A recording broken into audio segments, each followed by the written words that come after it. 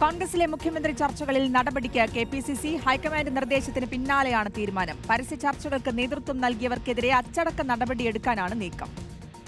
English പത്രത്തിലെ ചെന്നിത്തലയുടെ പരസ്യത്തിൽ DCC ജനറൽ സെക്രട്ടറി പ്രജിൻ ബാബുവിന് കാരണം കാണിക്കൽ നോട്ടീസ് നൽകിയിട്ടുണ്ട്. 3 ദിവസത്തിനകം മറുപടി നൽകാനാണ് KPCC അധ്യക്ഷൻ സണ്ണി ജോസഫ് നൽകിയ നോട്ടീസിൽ പറയുന്നത്. അതേസമയം പത്രത്തിൽ പ്രസിദ്ധീകരിച്ചത് പരസ്യമല്ല, ലേഖനമാണ് എന്നാണ് പ്രജിൻ ബാബു വ്യക്തമാക്കുന്നത്. റഹീസ് റഷീദ് നമുക്കൊപ്പം വിവരങ്ങളുമായി തിരുവനന്തപുരത്ത് നിന്ന് ചേരുന്നുണ്ട്. KPCCയുടെ നേതൃത്വത്തിൻ്റെയൊക്കെ മുന്നറിയിപ്പും താക്കീതുമൊക്കെ നിലനിൽക്കുന്നതിനിടയിലും നേതാക്കൾക്ക് വേണ്ടിയുള്ള നീക്കങ്ങൾ പ്രകടമാണ്. അത് പരസ്യ പ്രതികരണങ്ങളായിക്കോട്ടെ, ഫ്ലക്സുകൾ വെച്ചും ബോർഡുകൾ വെച്ചുമൊക്കെയുള്ള നീക്കങ്ങളായിക്കോട്ടെ, ഇതൊക്കെ നടക്കുന്നുണ്ട്. അതിനിടയിൽ KPCC ഒരു കടുത്ത നടപടിയിലേക്ക് പോകുമോ, അതോ ഇതൊക്കെ ഒരു കാരണം കാണിക്കൽ നോട്ടീസിലൊക്കെ ഒതുങ്ങി നിൽക്കാനാണോ സാധ്യത? റയീസ് റഷീദ്.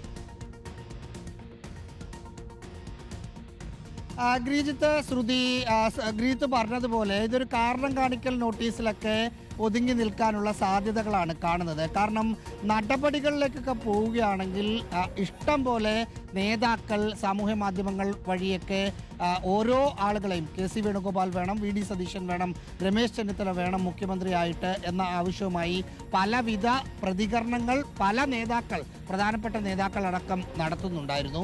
VD സതീശൻ്റെ സ്റ്റാഫിലെ ഒരംഗം VD സതീശന് വേണ്ടി ക്യാമ്പയിൻ ചെയ്തു എന്നൊരു ആക്ഷേപം ഉയർന്നിരുന്നു. അങ്ങനെ അവർക്കെതിരെ ഒരു നോട്ടീസ് ഇതുവരെ നൽകിയിട്ടില്ല. ഒപ്പം പ്രജിൻ ബാബുവിനെതിരെ നോട്ടീസ് നൽകിയത് രമേശ് ചെന്നിത്തലയുടെ കൂടി താല്പര്യപ്രകാരമാണ്. കാരണം അദ്ദേഹം അറിഞ്ഞിട്ടല്ല, അദ്ദേഹത്തെ ബൂസ്റ്റ് ചെയ്യുന്ന ഒരു അഡ്വർടൈസ്മെൻ്റ് ആയിരുന്നെങ്കിൽ പോലും അദ്ദേഹത്തിൻ്റെ താല്പര്യത്തോടെ അല്ല അങ്ങനെ ഒരു പരസ്യം അല്ലെങ്കിൽ ഫീച്ചർ വന്നത്.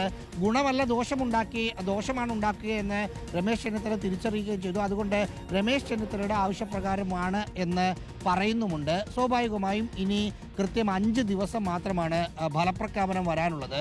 ഫലപ്രഖ്യാപനം വരുന്നതിന് ഇടയിൽ ഇതിനിടെ മുഖ്യമന്ത്രി ചർച്ചയുടെ ഭാഗമായി എന്നൊക്കെ പറഞ്ഞ് ആർക്കെങ്കിലും എതിരെയൊക്കെ ഒരു വലിയൊരു നടപടിയിലേക്ക് പോകാനുള്ള സാഹചര്യമൊന്നും കാണുന്നില്ല. ഇനിയുള്ള ഫോക്കസ് ഫലപ്രഖ്യാപനം, അതിനുശേഷം നടക്കുന്ന മറ്റ് ചർച്ചകളിലേക്കൊക്കെ പോകാനാണ് സാധ്യത.